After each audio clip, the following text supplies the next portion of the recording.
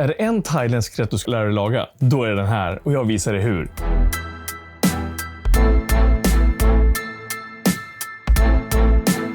Det har hunnit blivit höst. Mussan är tillbaka. Nu ska jag laga sommarmat. Nej, det är inte sommarmat. Det är thai-mat. Och det här är så otroligt enkelt. Om ni ska lära er göra en thailändsk paradrätt som ni kan slänga ihop egentligen när som helst med lite ingredienser som ni förhoppningsvis kommer att kunna ha hemma, så är det den här. För den här går blixtsnabbt att göra. Och jag tänker på Thailand, det är varmt, men den här maten går att äta när som helst. Och det kanske är rätt härligt att käka den här heta maten när det är lite frussigt ute, för man blir aldrig trött på thai-mat och det funkar i alla situationer om du frågar mig. Rätten ni ska få se mig laga idag är någonting som heter Seo Long Hai. Och Seo Long Hai betyder den gråtande tigern. Och vad det egentligen är, det är en marinerad grillad köttbit med en dipsås skulle man kunna säga.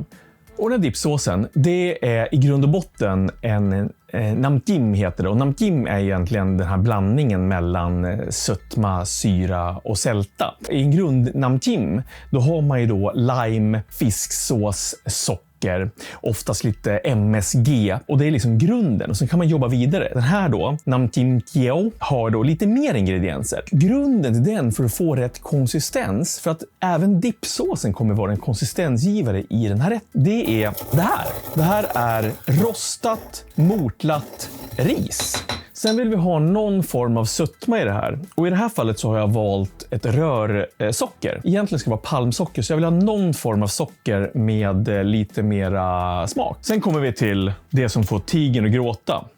Alltså thailändska chiliflakes. Det går ju bra med vanliga chiliflakes också, men det blir inte riktigt samma sak. Thai-chilin har som gör att den får den här rätta smaken. Så mycket ni pallar själva. Jag kommer köra en rågad tesked typ. Limeblad, det är faktiskt någonting som man skulle haft när man rostade av riset. Men jag tycker faktiskt det är lite trevligare och finstrimlare limebladet och ha ner som en ingrediens och inte bara när vi rostar av riset. De här två limebladen ska vi strimla fint. Och då brukar jag bara ta och vika det ett par gånger så att det blir som en cigarr. Och sen går vi över med kniven. Och det ska vara riktigt fint. Det här är inte tokfarligt i Thailand, men jag gillar faktiskt att ta zesten från limen också och inte bara saften för att få ännu mer av de här limeiga nyanserna. Så att vi river ner dem på ett sånt där microplane. Ni hör ju själva, det här är riktigt fräscha smaker. Sen kommer vi till en vattendelare. Det går att göra den här utan den ingrediensen, men det är dumt att chansa Så att koriander. Så kör vi ett rejält knippe. Det är samma sak här med örter. Jag lägger ihop det som en liten boll kan jag säga. Det är lättare att hacka det då. Egentligen så ska det vara schalottenlök. Men nu hade inte jag schalottenlök utan jag hade en rödlök som nu börjar bli lite trött. Så att vi kommer skicka ner lite fint strimlad rödlök i den här. Sen kommer vi till salladslök. Här är egentligen bara hacka ner det. Här får bitarna istället vara lite grövre. Det gör ingenting.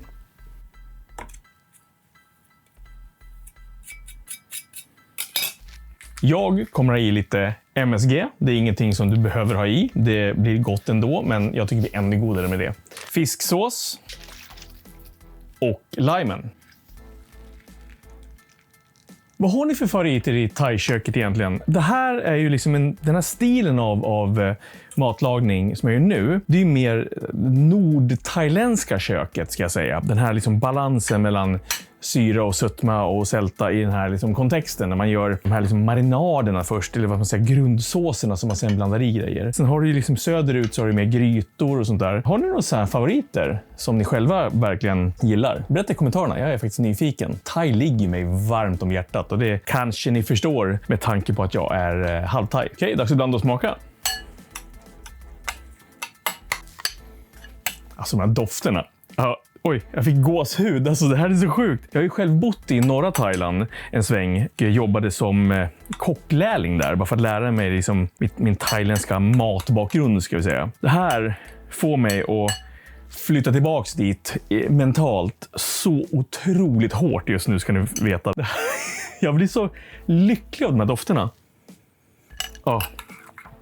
Det här för mig. Det här är lycka i en skål.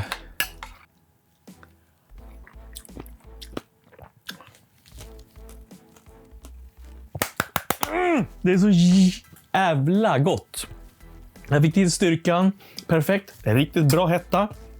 Och smakerna sitter, balansen sitter. Nu gör vi köttet. Okej, då kör vi marinaden. Den här är så otroligt bra för att den smakar egentligen inte thai på det sättet, även ifall den smakar thai. Den har en sån här härlig, söt, syrlig... Inte ens det. Den har en massa umami. Den finns lite syrlighet. Den är bara liksom god utan liksom skrika Thailand. Så den här kan du använda liksom som grund till annat också om du skulle vilja göra det utan att det liksom verkligen vill skylta med att det är thai. Men vi börjar med lite av samma sorts socker som vi hade till den andra och i det här fallet då rörsocker då. Sen nymalen svartpeppar och det är det som gör att den här så aromatisk och det är just att den är nymalen. Det är jätteviktigt att svartpepparna är nymalen. Vitlök, det är liksom också en nyckel i det här. Så att ett fint järn och riv ner. Och ni styr ju hur mycket vitlök ni gillar. Jag gillar mycket vitlök. Sådär. Och nu till de blöta grejerna. Så då vill vi börja med någon form av soja. Det går egentligen med vilken typ av soja som helst. Min favorit i det här sammanhanget är den här thailändska ljusa svampsojan som jag har i väldigt, väldigt mycket för att få den här umami-trycket i det jag lagar. Sen lite mer sötma och ännu mer umami. Ostronsås. Och så den där lilla sötman. Nej, syran menar jag. Den här lilla syran. Och då fortsätter vi på lime. Det går att använda citron också, men jag tycker inte det blir riktigt samma typ av goda syra som man vill ha. Man vill ha lime när det kommer till thaimat. Och så kommer jag, det behöver inte du, köra i lite MSG.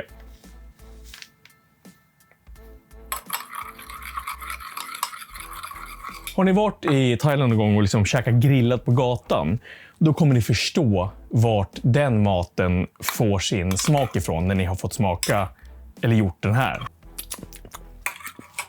Yes! Köttet är sous-vidat. Ser inte så jävla spännande ut för att när man sous-vidar kött så får ni en ganska trött yta. Så att då är det bra om vi får lite av den här härliga marinaden på och sen lite grillränder. Sen ska vi servera och bara mumsa. Jag ser fram emot det här så otroligt mycket.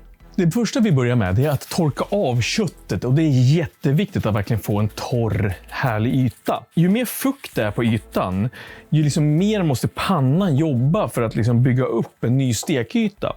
Men som ni ser så har jag liksom förstekt den här lite grann innan jag la den i sous vide. Och det kan ju faktiskt ni också göra. Eller rättare sagt, ni kan faktiskt titta på det avsnittet när jag visar hur man sous vidar kött. Och så använder ni samma princip. Köttet är torrt och då tar vi faktiskt lite olja, någon form av neutral olja. Och som ni vet, jag använder den här liksom jätteneutrala olivoljan. Och det låter ju liksom lite konstigt att använda olivolja i thaimat. Men just den här är så neutral, den här One då som den heter. Sen kommer då såsen.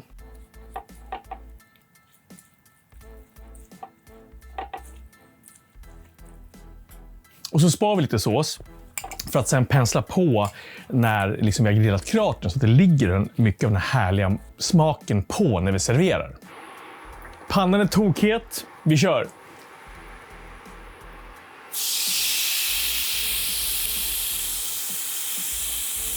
Det var inte tokspännande så att vi kan lika gärna hoppa fram tills köttbiten är färdigstekt. Nu är det dags att tranchera och sen lägga upp. Jag tänkte faktiskt använda den här brickan som serveringsfat. För att thaimat ska man ju käka liksom family style. Så att ställer man fram den här på bordet så kan alla plocka från den här. Gärna med lite sticky rice till bredvid. Gärna med några andra rätter, en tallrik som man liksom plockar själv. Thaimat är family style. Det är mat man samlas runt, mat man delar. Det är liksom thaimat för mig. Tunna fina skivor vill jag ha för vi ska kunna ta det här som en munsbit. Flapstecken påminner så mycket om flanken tycker jag i liksom sin textur och den här smöriga smaken. Så den här passar perfekt till den här typen av mat. Ni har skurit upp det. Då tar vi lite av den här härliga marinaden. Vi fortsätter kalla den det. Sen serverar den med salladsblad. Och så ska vi ha lite gurka. Det tycker jag är gott i det här. Och så den här härliga såsen till. Någonting sånt här tänker jag mig man kan duka fram till gästerna. Nu är det liksom att hugga in i det här och njuta. Jag ser fram emot det här så otroligt hårt. Vad ska jag säga? Man kan köra lite taco-varianter. Så man tar sig ett blad och sen tar man sig lite kött. Och så såsen. Typ så här. Kolla, va? Alltså, på riktigt. Alltså den här doften. Ja, men ni såg hur jag reagerade förut när jag bara kände den. Det är redan vattnas i min mun när jag känner den här doften. Det är nästan fånigt. Så att nu hugger jag in. Alltså det är så fruktansvärt gott så att jag saknar nästan ord. Det var länge sedan jag lagade det här. Jag blir lika förbannad på mig själv varje gång när jag lagar någonting för er så här i kanalen och inser hur gott det är, hur sällan jag lagar det, hur jag måste skärpa mig på den punkten. Jag måste laga mer av den här typen av mat. Det är så jäkla gott. Hörrni, tack för att ni tittade. Vill ni att jag lagar mer sån här typer av mat så får ni hota till i kommentarerna. Berätta gärna vad ni har för egna thai-favoriter. Det vill jag verkligen veta. Och om det är någonting jag själv ska ta upp på kanalen och visa er hur jag gör min variant. För att ni såg att jag gör ju små justeringar på den kanske originalreceptet. Men ändå true to the cause, om man säger så. Det är ju liksom saker jag har plockat upp själv när jag jobbade i Thailand, men också förfinat för att det ska passa mer ur det sättet så som jag lagar min mat. Tack för att ni kollade. Jag hoppas ni gillade det ni såg. Ge mig en tumme upp på klippet om ni gjorde det. Och följ gärna kanalen eller prenumerera gärna på kanalen om ni inte gör det, så ses vi nästa vecka. Ha det bra. Tja!